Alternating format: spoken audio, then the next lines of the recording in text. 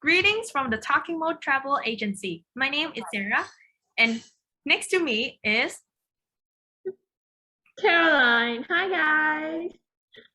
today we'll be your tour guides on this lovely trip to Halong Bay and The terraced fields.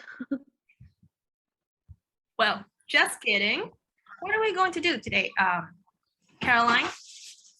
Okay, so today we will continue with our climate talk series. I feel like this is the longest series that we've done.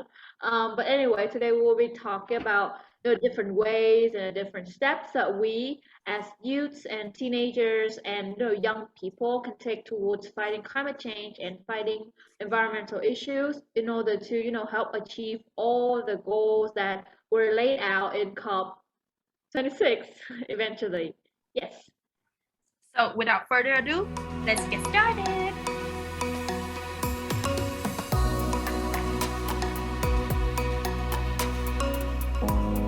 Let's start off with our first question. Number one, why are we important in this battle to fight climate change? Caroline? So I feel like anyone is important in this battle. And of course, like we are each important in our own different ways, especially like with youths. Our contribution to this battle are very unique.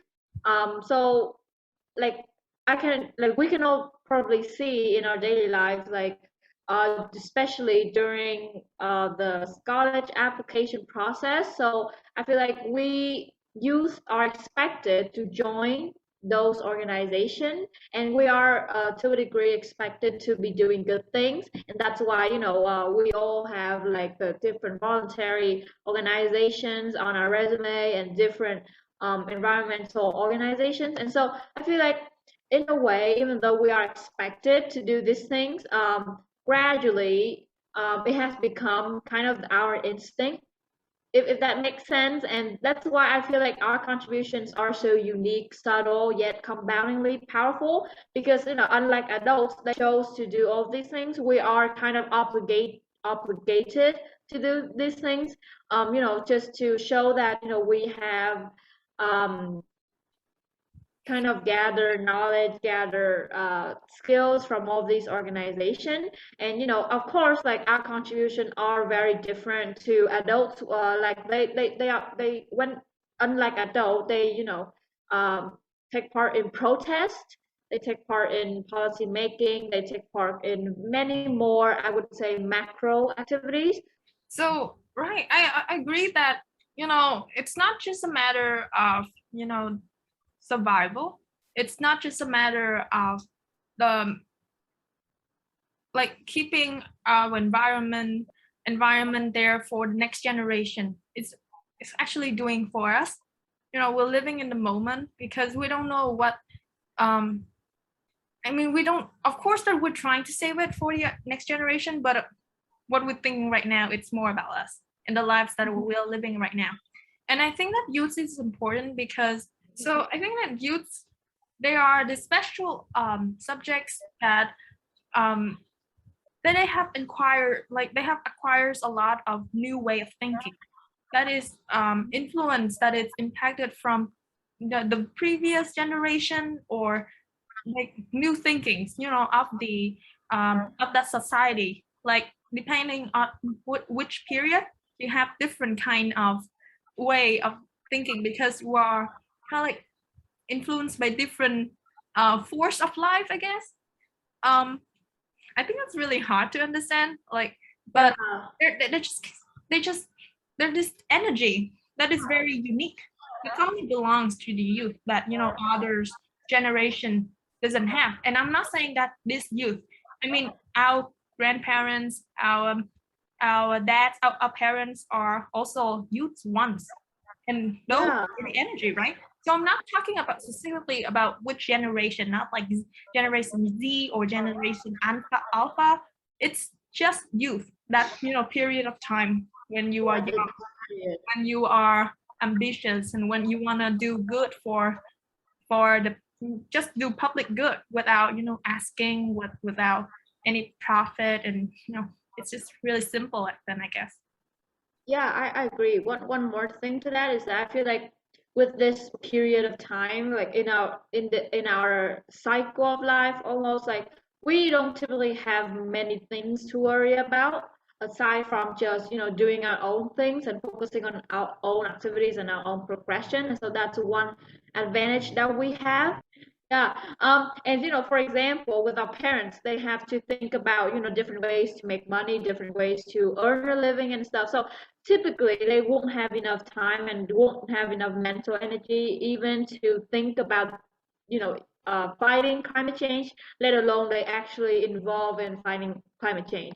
And so especially like with us, we don't, even though like we all have our own schedule and our own activities, I feel like we typically have more time, and obviously we have the courage, even like you mentioned, and the ambition to be willingly to get involved.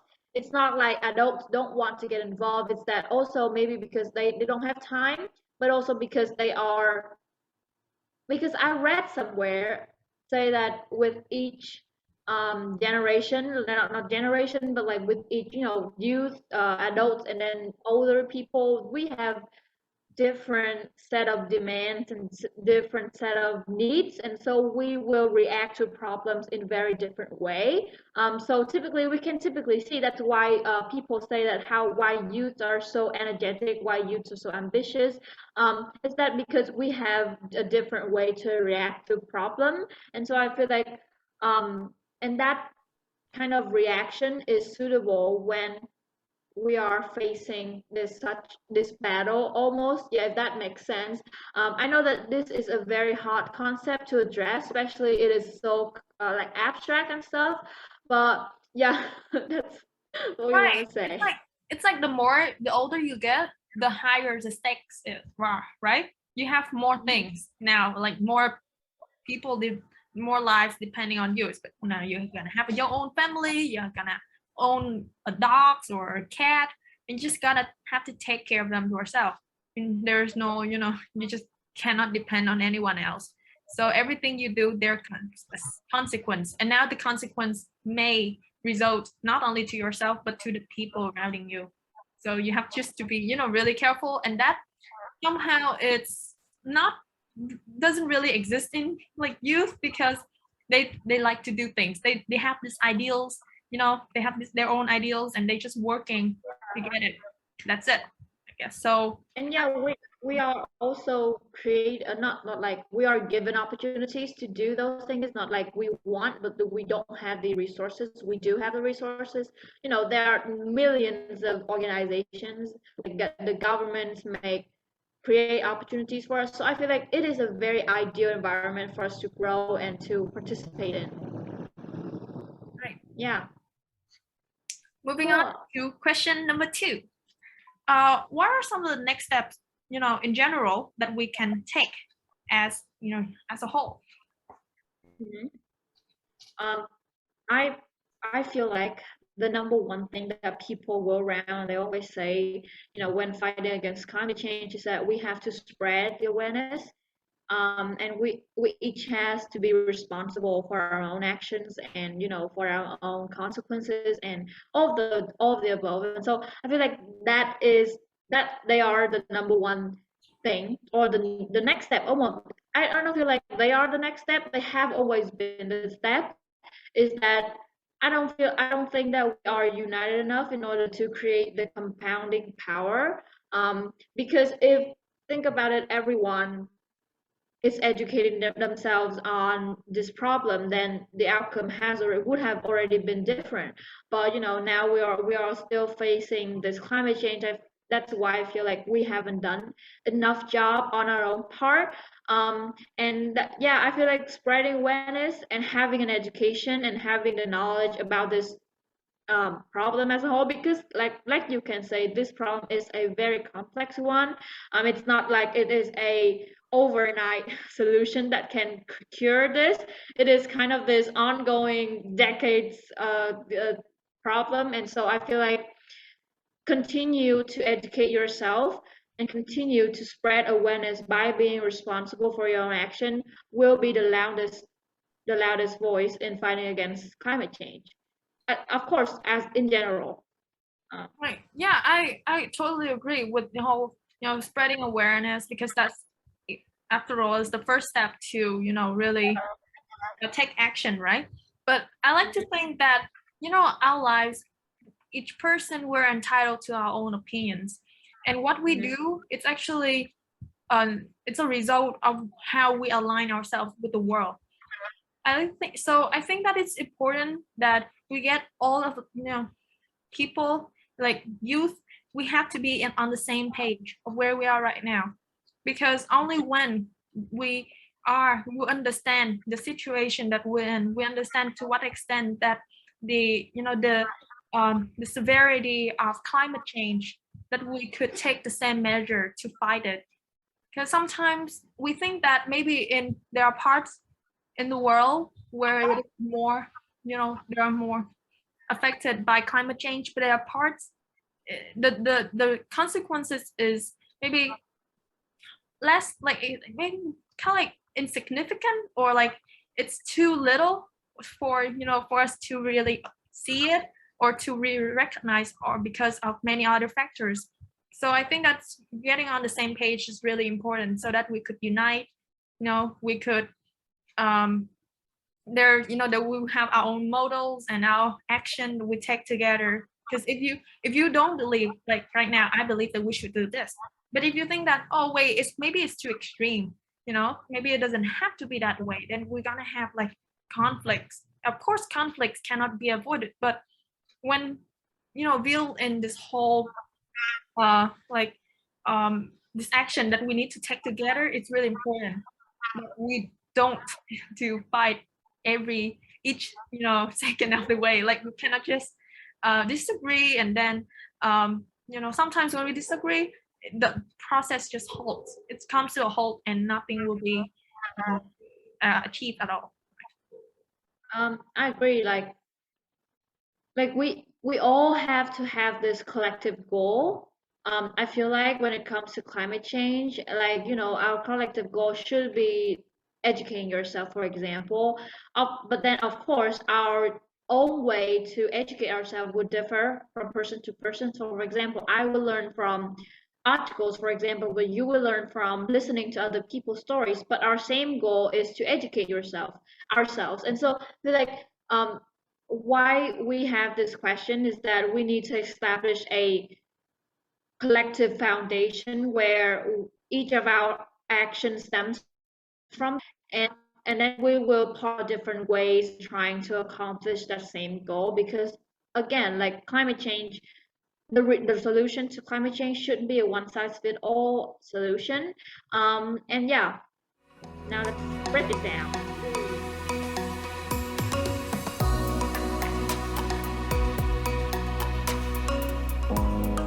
Okay.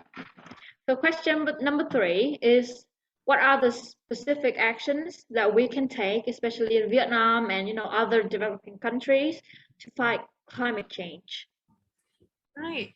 I think that it's, well, fighting and climate change, it's really like saying it's easier, like it's easier said than done.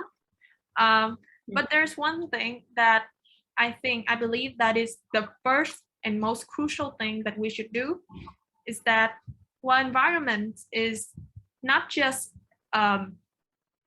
it's not just an issue on its own, but it's linked to other aspects of our lives too. And what I'm trying to say here is specifically politics.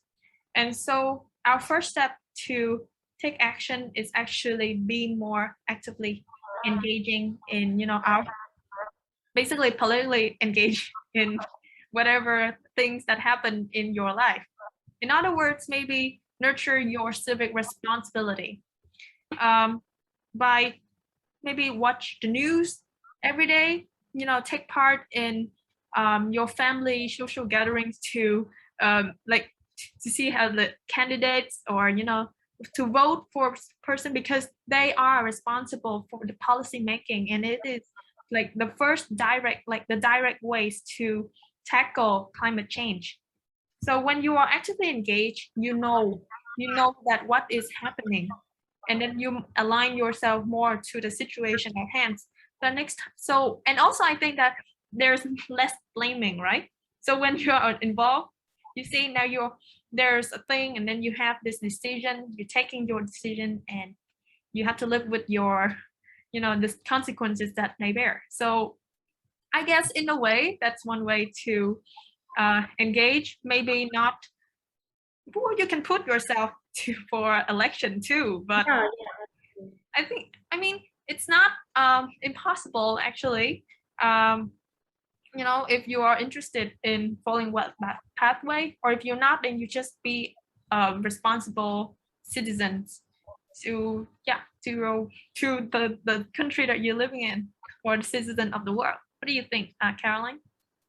I agree. Like that is, I would say, a more unique approach, especially when we talk about solution to climate change.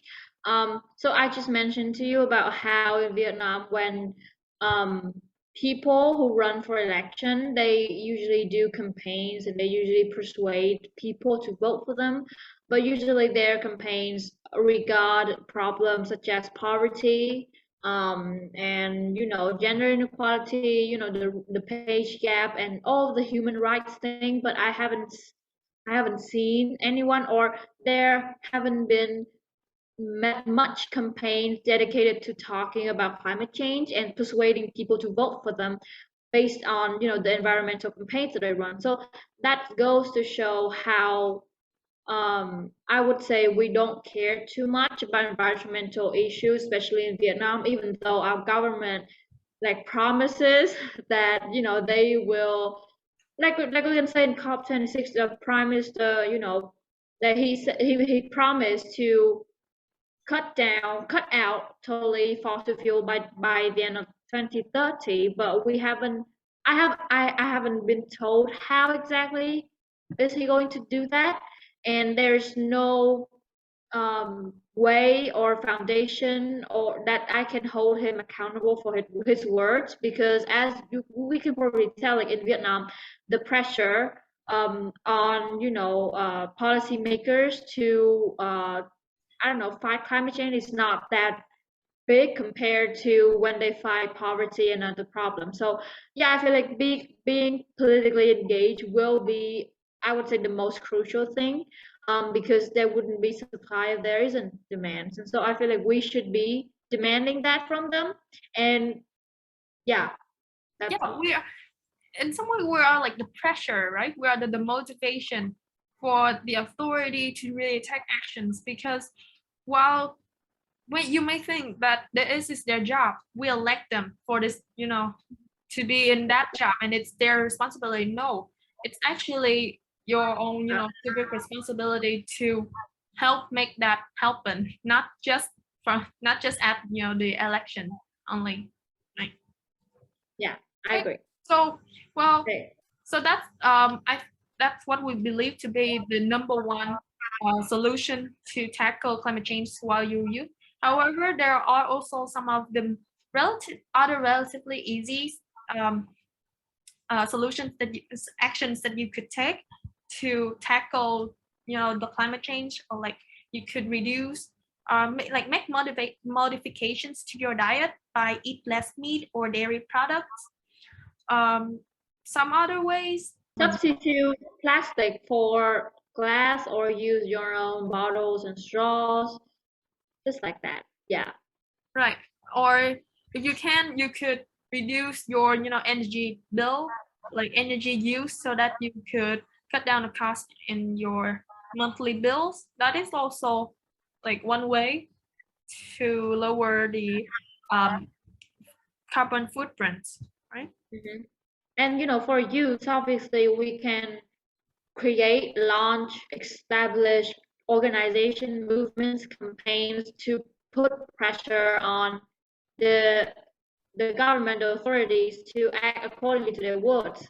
And that's a popular method, I would say. Like nowadays, there's just so many organizations that are created every single year, and I would say that is one of the way that we can do.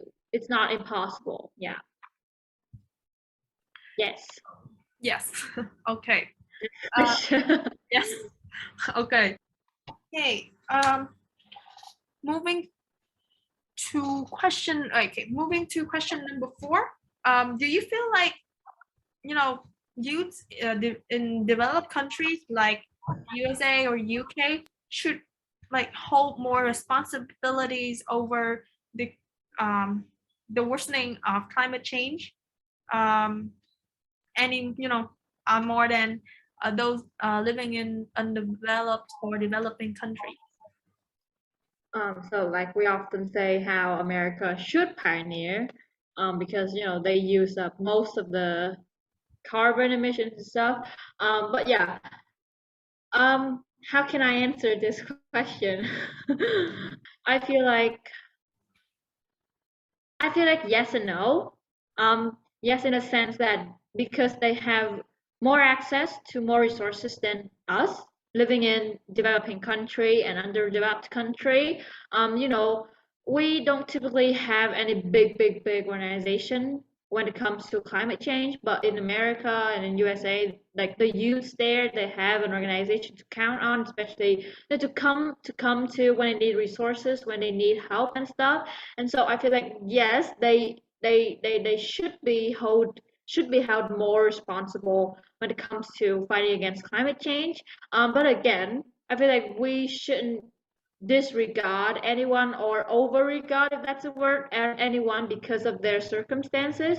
Because as I mentioned, like if only the youths in America, for example, were to be responsible, then this problem wouldn't be solved at the end of the day. So we each has to be responsible, and I feel like it's okay to know that, and to be aware of the fact that they have more resources than us. But I feel like we shouldn't expect them to to do more, to I don't know, create more organization, to take up more voluntarily actions and stuff. I feel like yeah, that's my answer. Because at the end of the day, collective power is what we're aiming for. And even though I agree that the fact that they have more resources than us means that they will be able to do it faster, do it quicker, and do it better than us. It's not because of that we give up and we don't do anything and we just sit there and wait for the results. Yeah. Okay, so I guess this is a classic starting point kind of problems that we have talked about, the developing countries and developing countries versus like developed countries, how they got the bigger piece of the cake and how they should contribute more to, international problems. I think morally speaking, that would be right then because when our countries, taking a look back at our history, how we have to fought, or invasions, and how much resources that we have lost along the way compared to those times we lost like this huge, you know lot of time and to for wars and recovery. And then in that meantime, those countries are developing themselves. They are building their own facilities, their infrastructures. So, but I think that dwelling on the past, as well as dwelling on the past and what's seemingly obvious, it's not the way for us to fight climate change. Because after all, climate change is not going to wait for us to resolve these ongoing conflict and this rock paper scissors, who's gonna pay the price. I mean, when it's all over, when our littles, I guess in a way we call it our littles, um, compromise, or our little quarrels as to who should do what is over, then we're probably doomed forever. And maybe the earth's disappeared by then. So it is important to note that um, let's not take the let's not blame anyone for the problems right now, but rather focus rather focus on join hands to maybe we do what we can, right? After there's no one size fits all kind of solution for all these like for all this mess that we have created. So just do what you can, but like, have you read, like, I've read like there's this article or maybe this events that happened years ago, how we want to cut back on meat and dairy, but the thing is those were the source of income for undeveloped countries. They cannot do that, right?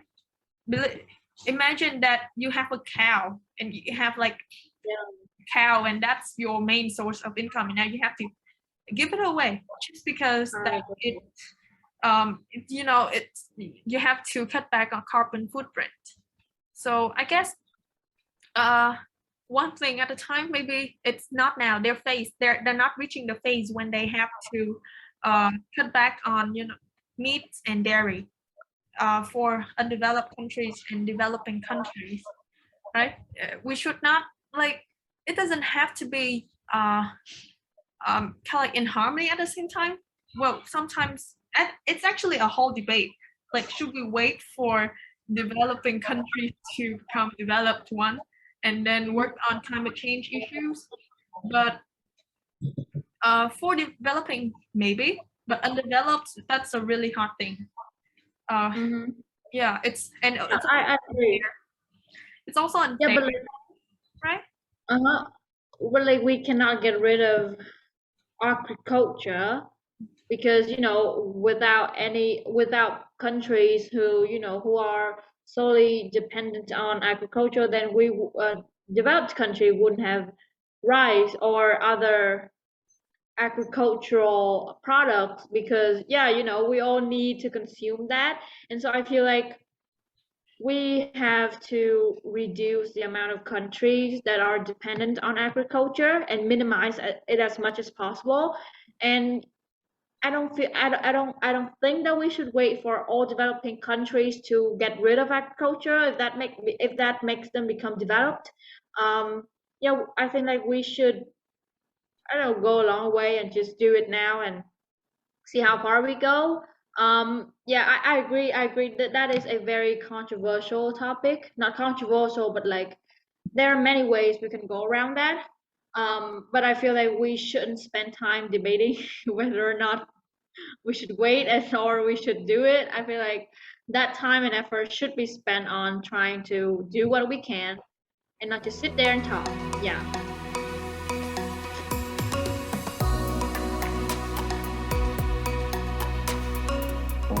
The last question, I feel like, is I would say, the most relevant one to our life and our generation, I guess. So, where do you think social media platforms play in all this battle, this mess, all this journey, I guess?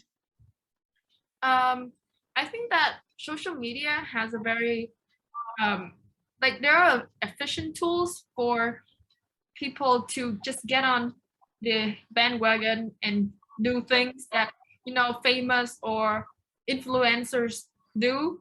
They just get on with. But well, while I'm not a proponent of doing things for trends, I think that it may have like a positive influence right here, because when you're following a trend, sometimes it's just you're actually doing it. So, well, there may be less harm than there's than that we think. After all, maybe we label them as irrational things that people do just for fun, but it's not harming, right? It's not harming in any way. And maybe we're hoping that it will become a habit for them. At in the first few, maybe in the first few phases, it could be some things that they do for fun, but eventually we could develop, like, we could build more platforms online to help them make this become a habit to in their daily lives. What do you think? I feel like social media platforms are responsible to an extent of the consequences that they will make for these movements, like social movements in general, because like I agree that their algorithm and stuff is somewhat um I would say selective. Yeah. I feel like we should change the way social media platforms are programmed to, in a sense that the algorithm shouldn't be focused on the virality, viral post, viral, They kind of censor, right? They kind of like censor yeah, all the things that are and I not feel like they should be more socially responsible. Not that they are not, that they do, they have campaigns and stuff, but for example, I can think of a trend that was taking place on TikTok about fast fashion. People just buy. So there's this fashion brand called Shein. Do you know Shein? Like Shein. Yo, so basically it's a fast no. fashion brand. Yeah, fast fashion brand. And there was this trend going around that, many people, especially teenagers, young girls, they buy clothes from Shein to try on and make a haul, like a video clip on TikTok to show off what they buy. But the problem with Shein is that they they pay very little money to their workers. Kind of they Oh, exploit their workers. right. Yeah, they would hire people from underdeveloped country, and they would pay them very little for their work and for the effort.